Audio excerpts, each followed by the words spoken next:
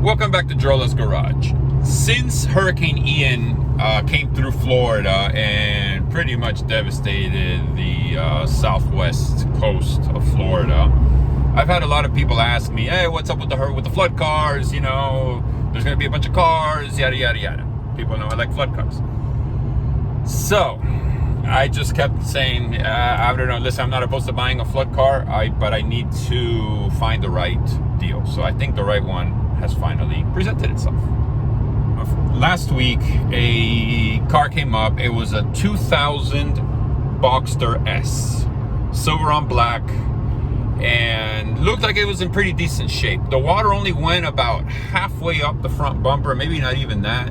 So it's not like the car was completely submerged in water. Now I've seen some of those cars there that are for sale at the auction that, I mean, the water lines are, you know, the cars were submerged. This one really was only, I don't know, in 1.5 feet of water, and basically said the water didn't even go halfway up the front bumper. There may have been a little bit of water inside. There probably was. I'm sure the immobilizer's fried. The carpets are going to be wet. But overall, the interior looked pretty clean. Because I see some of those cars where the interiors are just completely full of mold and, oh, they're pretty gross. So anyway, I thought this was a good deal. I paid $3,800 for the car, plus, you know, whatever fees. So I'm $4,300 maybe, $4,400 into this thing. Now, I've had a hard time with the transporters. I had 2 of them tell me, oh, I'm picking up the car today, and they don't pick up the car. So I said, you know what? Let me hook up my trailer. So I got my trailer back there. I don't know if I guess you can't really see it, but anyway, I figured hook up the trailer, come out here to the middle of nowhere, out here in Okeechobee, Florida. The car's at a sublot that they have here. They had to, you know, Copart had to rent some sublots to store all these cars. So I'm on my way there. I'm gonna pick up the car. Let's see what it is. Let's see what I find. And I don't know, I guess from there, see what I do with it.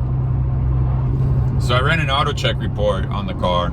And from what I could see, the car only has like, or at least from auto check, who knows, about 27,000 original miles on the car. So it's a one-owner car, lived in Florida its entire life, and 27,000 miles. So I mean, it's practically like a new car. So I'm gonna see. I don't know. I'm gonna get there in a little bit, see what I find, see what kind of shape the car is in overall, aside from the water. I said, I know the immobilizer is gonna be fried. I know it's gonna have the typical flood issues. Nothing that I can't deal with or fix, so we'll see. I'm excited though. I think it's gonna be a nice car. So here you can see, and put the window down here, I guess all the transporters are there. I'm not really sure where I'm supposed to be going, but I guess I'll figure it out. Maybe I need to pull in there. I don't know. Vehicle pickup area. Okay, let's see. Yeah, honk horn. Okay. I guess I gotta figure this out. I see some trucks over there. They look like they're picking up. Alright, let me see. Arrived. Check that thing out. It's like a Lambo, I guess. I don't know. It looks like a Lambo, right? I'm no expert on Lambos, but yeah. Man, look at all of these cars.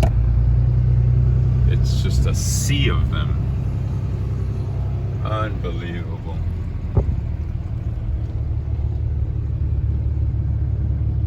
It just goes on and on. Got that Panamera sitting there, all clapped out, air suspension shot. Damn shame. All right, so here I am, my trusty little workhorse there, and I don't know, this is all the new experience for me. I've picked up cars from Copart before, but not from this lot, and also not, you know, with this number of cars here, you know. I would assume these are all flood cars. You got the forklifts, guys. Man, those guys are savages on those forklifts. They don't care. 0 F's given, you know what I mean?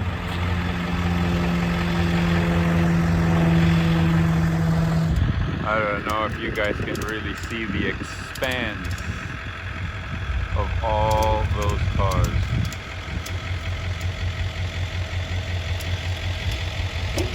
And there's a whole other lot over that way. A whole other lot, probably as big as this one, if not bigger. And I mean thousands and thousands of cars. And there is the little car. I see the passenger door is open. Let's see, let me go close it. All right. These guys are not gentle with these cars at all. Imagine they gotta load up hundreds of cars, if not thousands of cars every day here, so they are not gentle.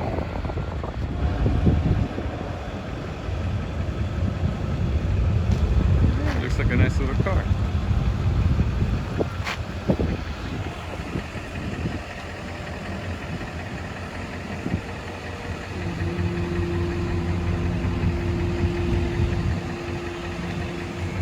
All right. So there's the water line. I guess it was a little bit above the bumper. It's got the BBS wheels on it, whatever. Those aren't the sport classes. I don't remember what those are called. Looks like some good tires, some Continentals.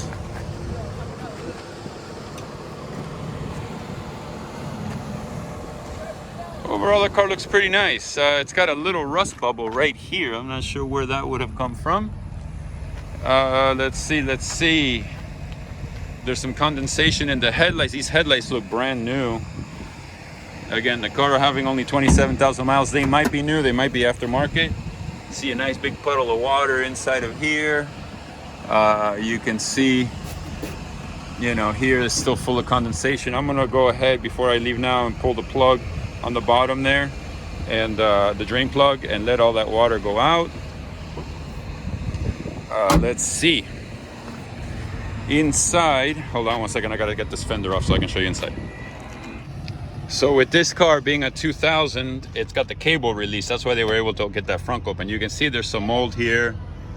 The car's just been sitting, you know, closed up. But it looks like it's all in nice shape. It's got a Metropole blue top, just like my white one does. Let's check out the back here. This is dry.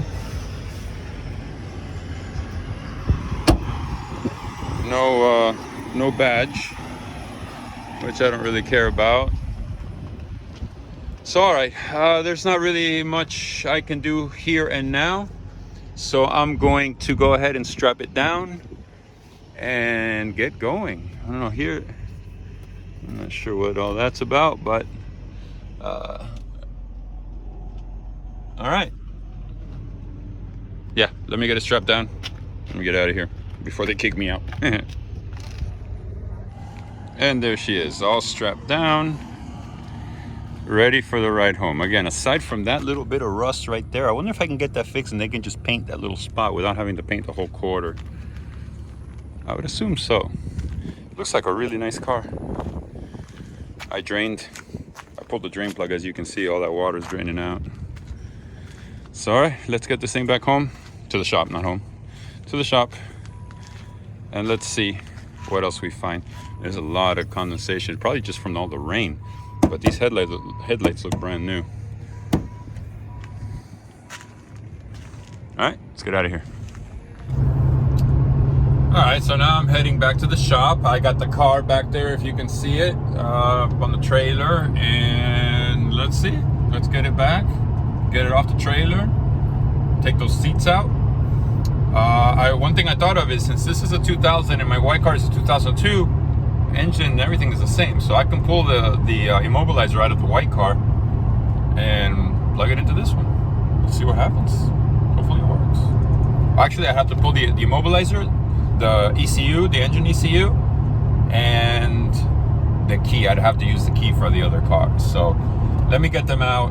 Let me see what happens. Let me check this one first, though, before anything else, and see what happens. For all I know, maybe just a little fuse in the immobilizer blew up. Maybe I can clean it. I don't know. Let me get back to the shop and start tearing into it. All right, got the car in the shop. First thing I did was take out this trunk liner and the spare tire, because this is all wet. So I'm gonna leave this out to dry.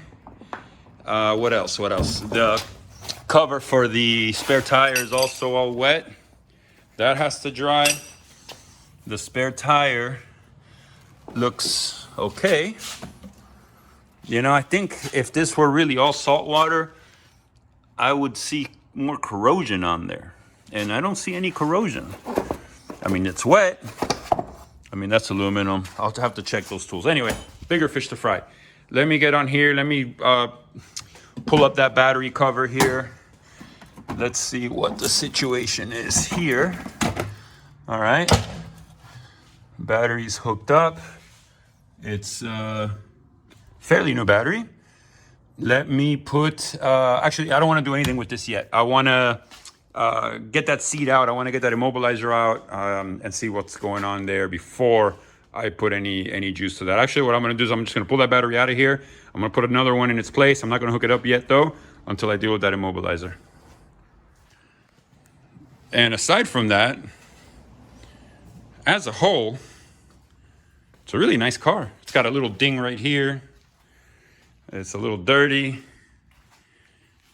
I wonder if the model delete was factory. It's got a backwards ding there, if you can see. Like they closed it on something. Maybe that can be hammered in. But yeah, it's a really nice little car. I'm kind of excited to see if this thing will crank or not. All right, back to the battery. Let me deal with that. You know, but for example, that thing there is not all corroded. Usually when these things have moisture, which this one had, obviously, that little guy there is corroded big time. I mean, it's got a little bit of corrosion on there, but I don't know. Something tells me it was not salt water yet. I don't know. We'll see. Arctic Silver Metallic is the color of the car. And I guess I'll have to run all the options and see what exactly this car was. I'll have to get those headlights out of there, clean that condensation out, but those headlights look brand new. So, if I end up keeping the white car instead of this one, those headlights will go in my white car. All right, so I'm gonna take the seat out. You guys have seen me do this 100 times, so there's no point in repeating it again. I'm probably gonna take both of the seats out. That way I can assess the carpet really well. I'm gonna have to remove the carpet anyway, and for that I'm gonna have to remove the whole center console and everything. So I'm gonna start with the seats. I'm also going to see about removing the back panel there and kind of take a look at the engine and see if I can see anything. So let me start with this one here.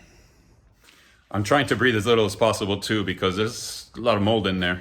It's not bad, but still, any mold is bad mold. So I'm trying to hold my breath. I'm gonna see if I have a mask somewhere in here, even you know, a COVID mask maybe, just to so I'm not breathing all that crap in, because I really don't want to breathe that stuff in. So I got the immobilizer out. I'm gonna check it now. I sprayed some deoxit on those connectors, some of this stuff, you know, the good stuff, the deoxit. And one bad thing is, I guess the water, for some reason or whatever, dried up this leather. Let me zoom out here.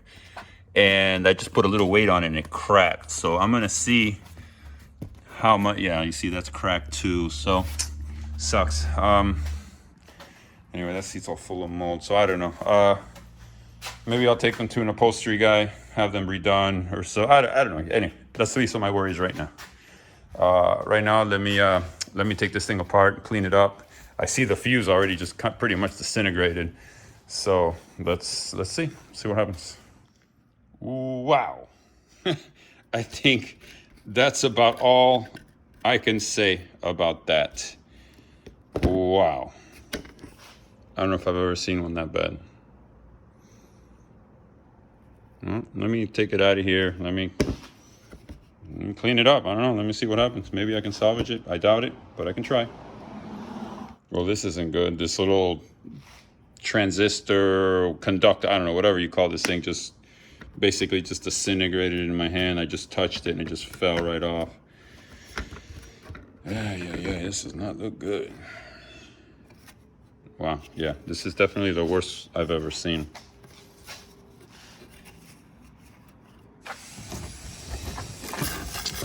All right, this one is toast. I can see, for example, a lot of those little connectors in there, they're just completely, let me see if I can zoom in here. They are just completely broken, corroded. Yeah, like I said, one of those little transistors or resistors or whatever, I think that was right here, right there, just broke right off. I think this thing is done. You can see here also, there's a bunch there that are just straight up missing.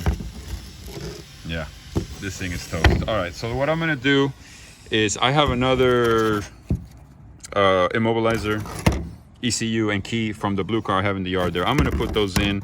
I think those should get the car to crank. It won't run very well because it's a different type of motor, but it should at least crank the car.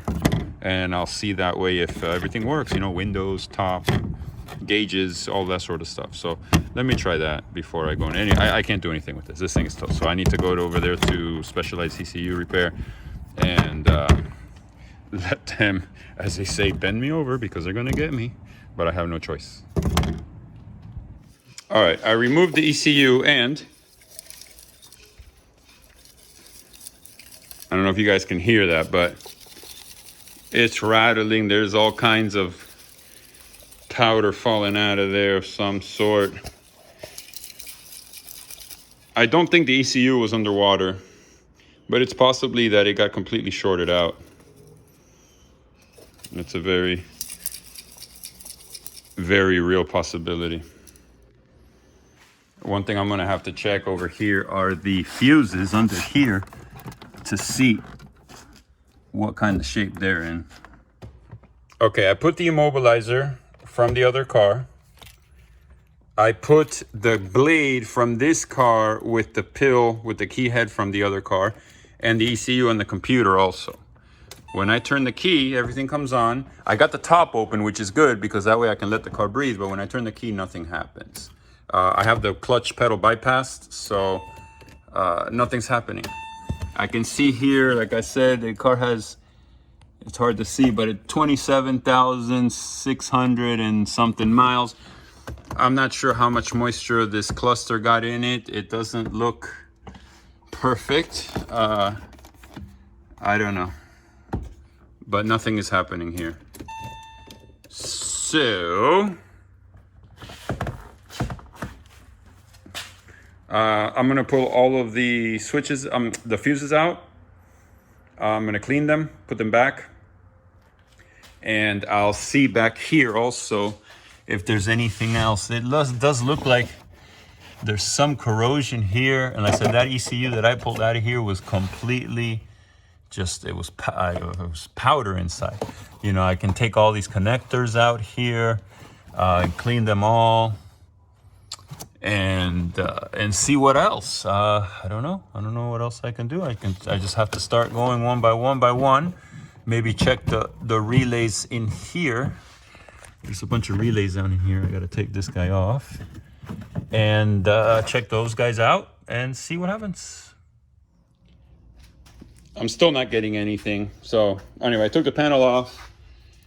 I put the wrench here, and the good thing is the motor spins nice. So I know it's not hydro-locked or anything like that. It spins great. So I'm not worried about that. There's gotta be some relay or something like that that's not allowing the engine to crank when I turn the key. All right.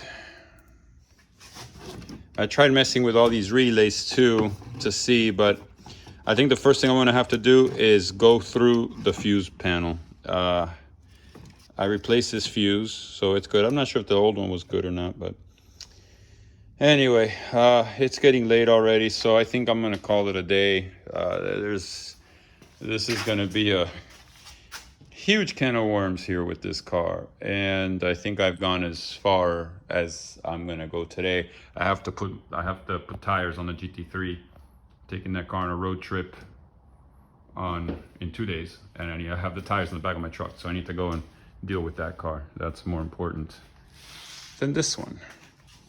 So that's it for now.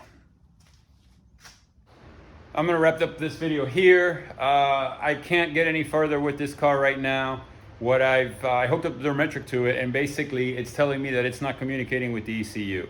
I don't know if that might be because the ECU from the car that I put in the car's from a 2003, the car's a 2000, and they changed. In 03 they changed. I would think it would still read some sort of communication, but it's not getting any. So I have to figure out why it's not communicating with the ECU. It might be a relay or something. I know there's all the relays underneath the dashboard there, which I really don't want to have to deal with, but I think I'm going to have to. And the ones in the back by the engine compartment, I tried switching them around and all that, and it just didn't seem to do anything. So that's going to be my, my next plan of action here. Meanwhile, I'm leaving a fan here just to blow, just, I don't know, to dry out. Not that it's going to dry it, but I don't know, whatever. Listen, I'm leaving a fan to circulate some air. I got the top open, so let it do what it's gonna do. So that's it. That's all I got. I'll get back on this car soon. I said I'm taking a trip. I'm going out of town the day after tomorrow, so I don't think tomorrow I'll really be at the shop very much. So the following, next week, I will. I got to start knocking out projects. The Safari project's got to get done. This thing's got to get done. I got another car that I haven't shown you guys yet that I just picked up last week that I need to finish a video and show you guys that car. So it's time to get working. That's all I got. So hope you enjoyed this video on the little Boxster. I figured I'd take a chance with one of these Hurricane Ian cars. Like I said before, I've had a bunch of people asking me what's up with the Hurricane Ian cars. So here's one. I figured, it's a cheap one. What's my worst case scenario? You know what I mean? I break even, I can pull the engine. The car is a 27,000 mile car. I know the odometer is kind of hard to read, but according to the auto check report that I got and what I can see on the dashboard, it is a 27,000 mile car. So, and you can see, you can just look around, you can see it's pretty much been a garage queen. So that's that. Hope you enjoyed it. Please hit the like button, hit the subscribe button, leave me any comments down below. If you have any suggestions as to why the ECU is not communicating with the rest of the car, I don't know, let me know. Everybody thinks I'm an expert on the Boxsters. I'm not. I know a little bit about them, but I don't know everything. So anyway, I'm gonna go home. I'm gonna do a little bit of research and see if I can figure out where the connection points are to see if I can narrow it down. So I hope you enjoyed it. Thanks for watching.